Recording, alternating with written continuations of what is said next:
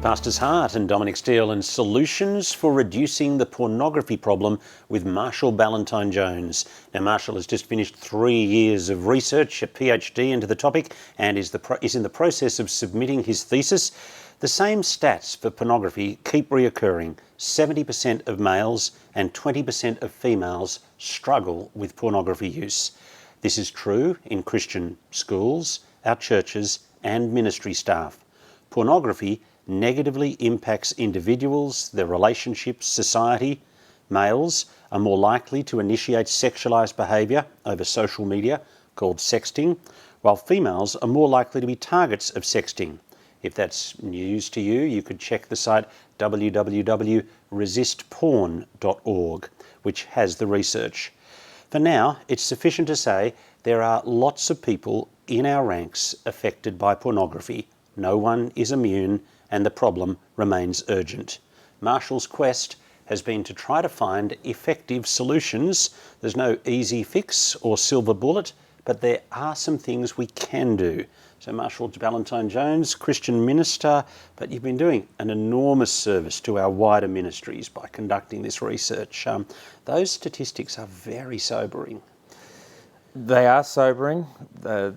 There's two groups of people now in our churches. There are those who know this because they've been seeing the studies come out and they're so used to it now it's washing over them, and then those who still don't accept that that's the case, but study after study shows the same outcomes. And in the community, in the church, is it the same? Is it different? Rough as guts, it's the same, and there's every indication that the vocational professional ministry person in Australia is consistent with those in America and those people who are just common in the community.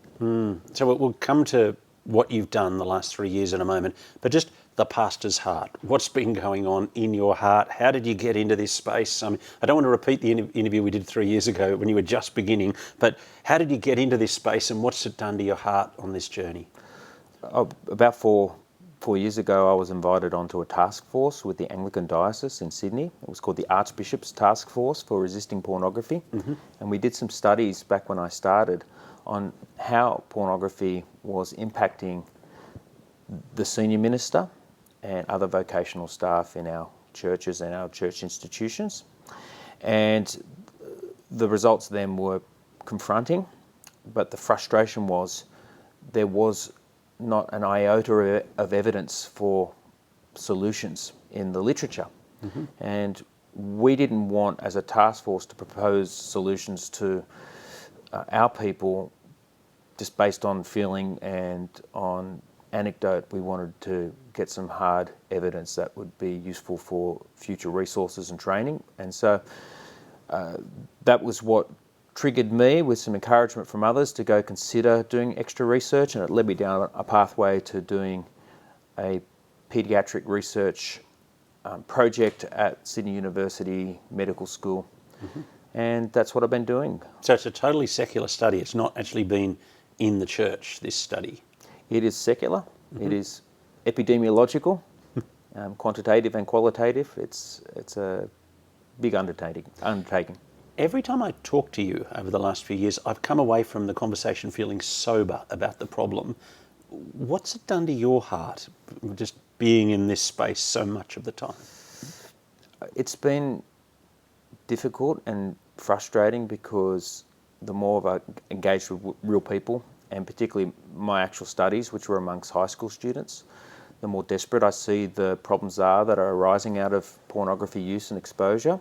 And not just pornography use and exposure, but other associated behaviours to do with the internet and technology, including and especially social media and self-promoting social media behaviours.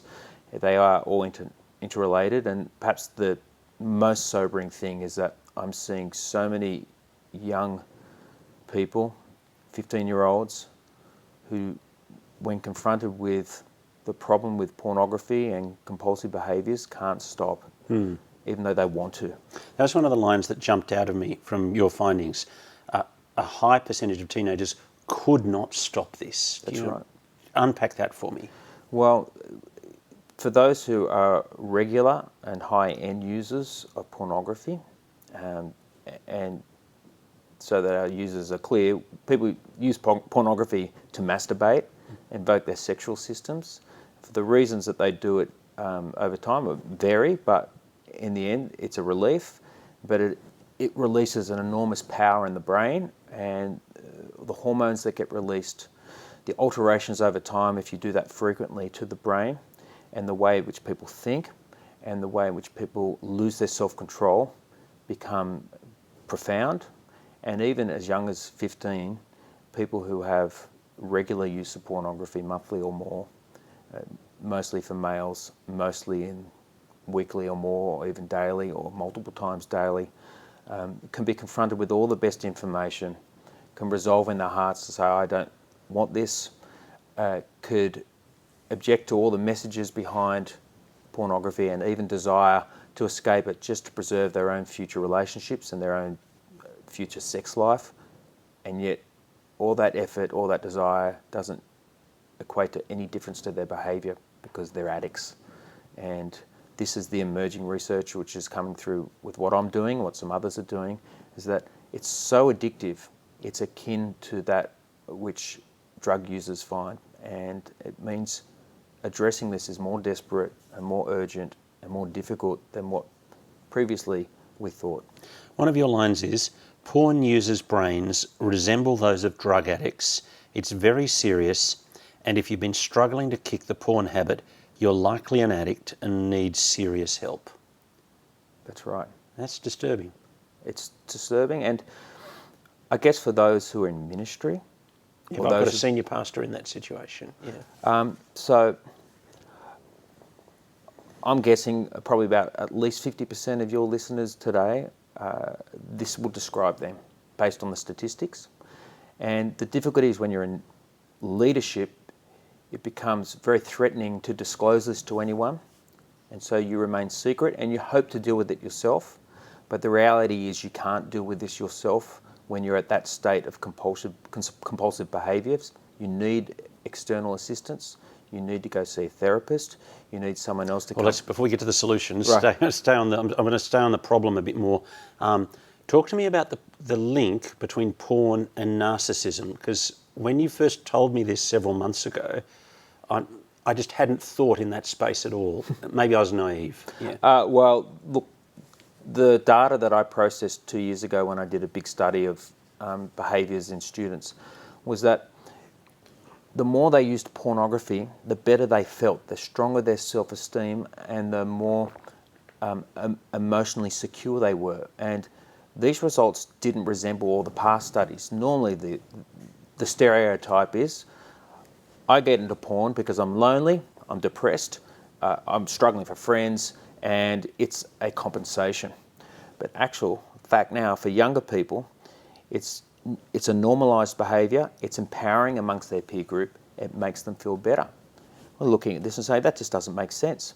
So doing a little bit of looking around some other studies and some theories that are emerging, one proposal was that the modern person who's engaged with social media has increased narcissistic tendencies, and that is interfering or modifying their sense of self-esteem.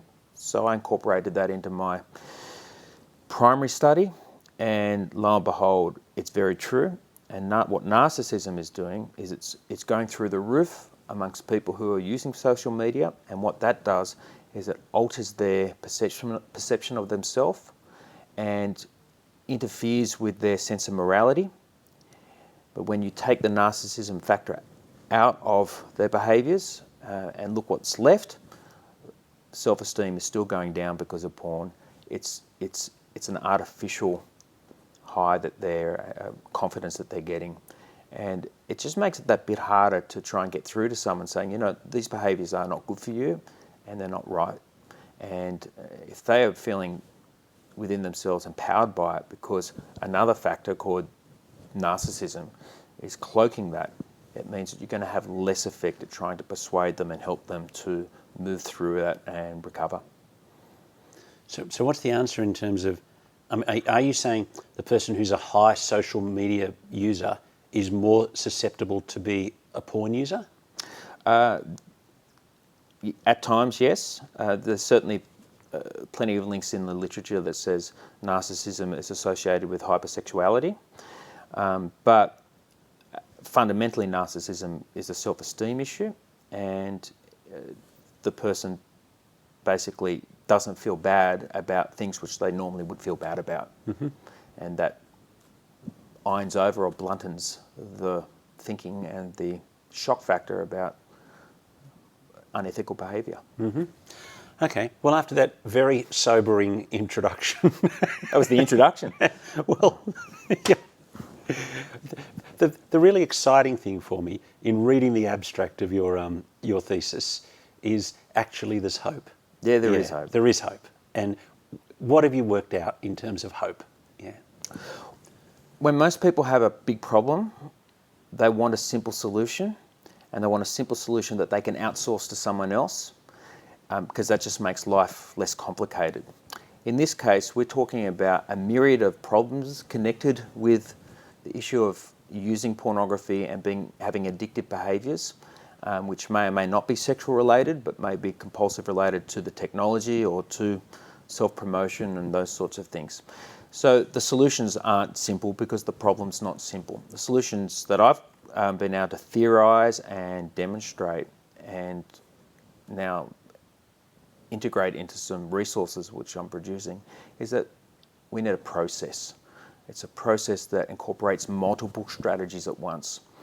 Each strategy on its own will be ineffective in the long run, but together can be very powerful and very hopeful, particularly for those who privately have been just dealing with this burden for so many years, many decades, feeling like it's just a bad cousin that's never going to leave Christmas and it's always with you, but no, we can deal with this.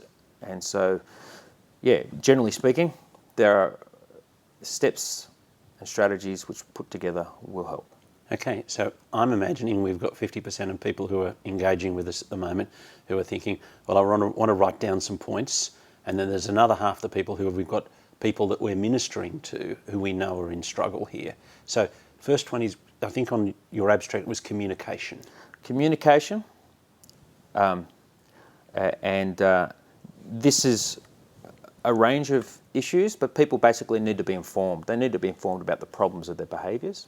They need to be informed about why it's a problem for them and their relationships now and into the future, and also why it's a problem for them in their place in this world and how their actions impact and contribute to problems in society. Give us your little 60-second spray on that. Yeah. Well, pornography does impact the individual. Neurologically, it impacts. It changes our attitudes and behaviours. It reduces our self-control.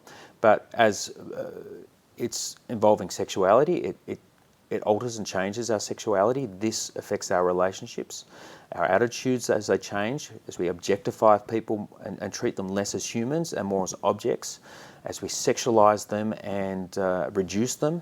That impacts our close relationships, and it changes people's sexual functions as well. People actually are struggling to have sex with real people in real life because they've trained their minds and bodies to respond to visual stimuli, and so that's a problem. But at the end of the day, pornography is a So it doesn't make your sex life better? It makes it worse, and unfortunately most people discover this too late because the average exposure age to pornography is 11 and a half. This is long before anyone's telling these kids that this is not good for you. And for many years, secretly, they're using pornography. They're hoping that that will help their marriage when they get older. They hope that it will give them a bit of knowledge. It will deal with the waiting period. But they get into their marriage and it's not working very well at all, and it becomes a very damaging part of their relationship. It fractures them, but also entices acting out and adultery. So at the end of the day, though, pornography has many, many losers and not many winners. The winners are those who make profit out of it. The losers are those who are involved in the production, the underpaid, vulnerable, disadvantaged people that they incorporate in and exploit in the production. And most pornography production is not in Los Angeles, where people celebrate the industry. It actually is in third world countries. It goes hand in hand with prostitution. It goes hand in hand with human trafficking, sex slavery, child sexual abuse. It's done enormous damage to our females across society as they have rearranged their thinking about identity and become more sexualized in their presentation. And there are links to domestic violence and those sorts of things. It's just widespread damaging. So the literature is clear on that. Each new successive study, all my studies have confirmed these results.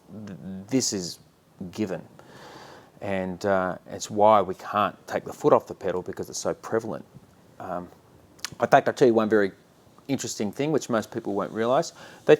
Most people see pornography as a gender divide challenge because more males engage with pornography than females. And even of the females who engage in pornography, they don't do it generally as the same volume of use as males. However, when you get males and females who are both equal porn users in terms of quantity of consumption, what they find is the changes in their attitudes and their behaviours, including objectifying women, having sexist attitudes, and so forth, things which society generally associates with a male problem, are identical in those females. Pornography is a changing factor to these very unacceptable values in secular society now, and it's affecting women equally as men. It's not just a gender issue. Where it's a gender issue is that males are more susceptible to pornography to start with because of the way they're sexually wired and the way in which it is marketed and presented. So this is equally important for our females, and particularly for those who are struggling with pornography behaviours. Your second one was containment. What do you mean by that? Well, whether you are a person who uses pornography and don't want that, or whether this is not in your life yet, but I think particularly of young people, of kids in primary school and emerging high school and adulthood, it's just so important that you restrict the possibility of access to it. Let's put a divide behind those we're preventing and those who are trying to restore. Because if you've got addictive problems, I'll come to that with point 4, but for just preserving, it's important that we don't put before people the opportunity to inadvertently be surrounded by sexualised media. And since the internet and since so many social media apps have avenues to sexualised thinking and behaviour and exposure, this puts an onus on all people who are responsible for community groups to think through how they limit and prevent or adversely encourage and promote access to the internet and social media forums. So what's your advice to me as a senior pastor of a church? To you as a senior personally,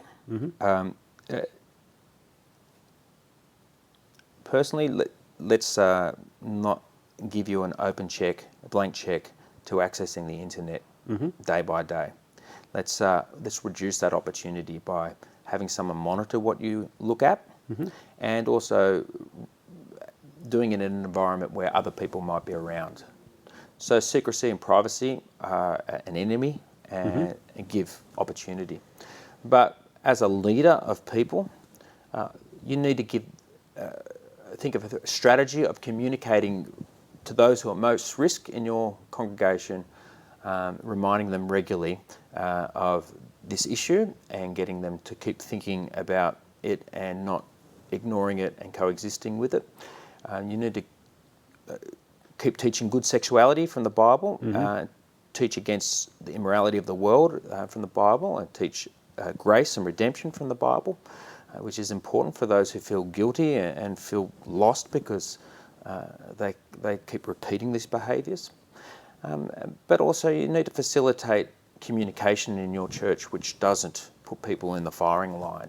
What I think of is requiring people to only have communication through social media apps like Instagram and Facebook, which I know a lot of churches and young youth ministries and other ministers are doing, because that's where everyone's on, so we'll do all our promoting through there. That forces everyone into that environment, and that's not healthy. And so it's important that we have alternative ways of communicating and encourage alternative ways of communicating so that people can bypass the use of social media. So for me, right, I'm not on Facebook. I don't have a social media account, and I haven't had one since 2010. It's been liberating for me, but I miss a lot of messages around the traps. I just don't know invitations. A lot of conversation, a lot of and that's a shame. But I'm prepared to wear that because that's. I think I'm choosing a better way for myself and my family. But I just think ministers need to think through this. If you've got someone in your church who has a problem with pornography and excessive social media use, and you're still requiring them to be on the internet to get your new normal sense of community, you aren't helping them. And that's something which you need to address amongst your colleagues and those people. It's very difficult. I'm just thinking about in our church, we have a discussion group for church members, which is a private Facebook group, and the technology has just made it so easy to do it like that. And we're in COVID time, which is, of course, extraordinary, and these things are unavoidable. So, but there's a downside. There's a downside, and we need to think it through. Okay. So communication, containment, cooperation. What do you mean by that? Well, as it happens, we're very susceptible to what we think other people are doing, what they expect, and what they find normal. And to teenagers and kids in primary school, we'll call that peer pressure. Mm-hmm. But social normalisations are effective on all age groups. The concept of missing out because other people are doing this can lead you to have excessive interest in behaviours and a desire for certain behaviours. Or you want to do something, and let's just say you want to use porn. You know you shouldn't, but much easier when you realise everyone else is doing it, and it just bluntens your resistance. And so what we do to counteract that one, the process which is really effective and important, is getting people in a room and talking through the issues together, calling out the problems, critically thinking and brainstorming through solutions, but dispelling the sense of this is normal and creating a new normal amongst your own peer groups. So for ministers, it's important that you get together with each other, that you have fraternities that meet regularly, and when you get together, you know what, you tell each other where your struggles are, you say where the problems are, and you'll find that you're not alone, but you'll also find that you can help each other, sharpen each other, and create a new narrative amongst each other, which just gives you that extra resilience and less of a license to permit undesirable behaviours. Let me just drill down on those first. Can you describe for me, we'll do the ministers one in a second, but just can you just describe in a normal church setting how one of those discussions might have gone that you might have seen? Yeah, well, let's take a senior youth group, year 10, year 11. And you've got a particular Friday night in mind as you're telling us this story. Well, yeah, it's pretty normal for a youth group to have small groups, small group discussions. What's an effective way to use those small group discussions is by giving them some role-playing scenarios, some case studies, some discussion questions, and letting them work it out themselves. Letting them talk through with each other, not giving them an answer, but letting them critically think, letting them both understand and work through the problems together and own the solution as a peer group. And this is actually going to be part of your next research area, your next interest area, isn't it? Developing some of these tools to help do that? For sure. So my studies have shown that these techniques are very effective, and so now I'm going to start working out how to do them. Working out how to do them in different contexts. So I've done primarily a school-based study, so under PDHPE curriculum. But in a church setting, we've got a different environment, we've got different age groups. But the important thing is that young people and kids in primary school, but through to adulthood, have a very good capacity for working out solutions to problems. We don't have to feel like we have to control their thinking, but we do want to influence them thinking and allow them to have agency in their solutions. It will mean that the effect of what they want to do will be more powerful, and their capacity to stick at it will be more powerful because they'll be helping each other. Come with me to the senior minister one. So I had lunch last week with two senior ministers of two of Sydney's leading churches, and we talked all about our common desire to see the gospel go forward in this city and all sorts of things, but I didn't ask them about whether porn was an issue in their life or not. And I think you're saying you'd like me to. Well, maybe or maybe not. What I'd like us to do is when we get together, commit a portion of the time to asking each other where we're at, what our challenges are, and if that happens to be one of the challenges, disclose it to each other. And I guess the problem with we ministers is that we can be competitive. We don't want to be seen to have flaws. We do take pride in our successes from time to time, and therefore we like to one-up each other, and we don't like to be vulnerable, and we don't like to be frail. But the reality is we are just mere mortals. We might have a different gift set, but we're really no different to others, and we need to accept the fact that we struggle with sin and that often we're powerless to deal with sin on our own. And this is an opportunity to help each other. So get the conversation going and expect that each other should sharpen each other and disclose with each other and encourage each other and so forth. And that will create a culture amongst you and your close friends which says, well, let's get serious about helping each other be the best we can be at the work we've committed to under the Lord. If a peer disclosed that they were having an ongoing pornography problem to me as a fellow senior minister, Yes. how should I handle that conversation? Thank them for being honest.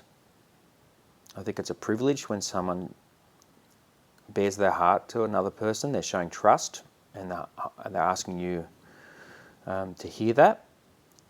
And ask them, what would you like me to do? Do you want me just to pray for you? Do you want me to check in on you? Do you want me to help you find some next steps, like counselling or a support group? Follow it through. But in the end, everyone's story might be different, so there's no one size fits all. But certainly hear them out, ask them how you can help, and then be honest with them with what you can help them with and do it. The fourth area you've talked about that you found helpful has been clinical support. What do you just unpack that for me? Well, I said before, the power of the addictive behaviour behind pornography especially, but also social media use. It's a secondary issue, but for females it's far more potent than pornography, but it's a problem for them. Compulsive behaviours which they lose control over, which interfere with their Christian walk, of course, but also which they can't fix on their own, will need external help. Go to a clinician, go to a therapist. And in the Sydney Anglican Diocese here in Sydney, we have a list at the Professional Standards Unit. What's their name now? Safe Ministries. They have a rolling list of updated counsellors from different areas. Go see one of them and get the help. These guys and girls are professional, experienced. They're great coaches, and they'll help you. And they'll help you see yourself. They might even help understand other things about you. It might be that the compulsive behaviour is compensating for another problem, or it might be just standalone. But let them work with you and come up with... I'd have to work out, is narcissism part of the cause? Yeah. And sometimes people have personality disorders and other issues in their life, issues that trace back to very early years, which really do define how they think and act. And we often don't know that until someone else shows a mirror and takes us through a process of being transparent, that we understand. Then we can build up steps and strategies to deal with that. But that's really important, and I wholeheartedly encourage it. I've seen testimony from many people that have confirmed that this is an essential part of the their story, for their recoveries. As a neurologist, a researcher will say that the brain is plastic and can change, and though it can change to think and behave poorly because of too much of unhelpful behaviour, the reverse can happen when you change the way you think and behave and you focus on other things. And so there is great confidence from that. And of course we have more than just neuroplasticity and therapy as Christians. We have the Holy Spirit, we have the Word of God from faithfully taught and available to us. We have Jesus himself working in our hearts and on our sides, sanctifying us. So we have so much power to help us, and often many of us aren't prepared to put ourselves at the feet of Jesus and humble ourselves and take us to get professional help where we need it, and therefore never get off first base. And so these are important strategies. The clinical help is one piece of the puzzle and is important. When you put all of that together, what sort of change positively did you see? I saw, so in my studies, we only had a finite period of time to do it, so I saw males and females universally improving in their attitudes about sexualised society and media. I saw them reducing their sense of objectifying women and people. I saw them reducing their desires to have uncommitted relationships and being more serious about being other person-centred in their relationships. I saw people try harder to stop looking at porn. But as I said before, I also saw many of them be unsuccessful despite all that, because in the short term, they've got another problem which has emerged, which is addictive behaviours. So moving forward, I certainly will be doing some ongoing research to try and... What part, did you do any, I mean it's a secular study, but did you do any research on the work of the Spirit or? No. No. Though I did incorporate questions about their religious involvement and their religious behaviours and their family culture. And although I used general terms of religion and didn't specify Protestant Christian, most of the people in my studies were from a Protestant Christian background. And lo and behold, those who have more of an active faith have much better well-being and behavioural outcomes than those who don't. So I mean, that's a paper in itself, which I'll probably put out sometime soon. But the evidence is there that getting people actively involved in the church community and listening to Jesus makes a difference. Yeah. Marshall, we could keep going, but we're out of time. Thanks so much for coming in. My pleasure. My guest on The Pastor's Heart, Marshall Ballentine Jones. And next week, he's submitting his final research in his PhD on solutions to resisting the pornography problem, and he's been here to talk to us about that. You've been listening to The Pastor's Heart, and we'll look forward to catching up with you next Tuesday afternoon.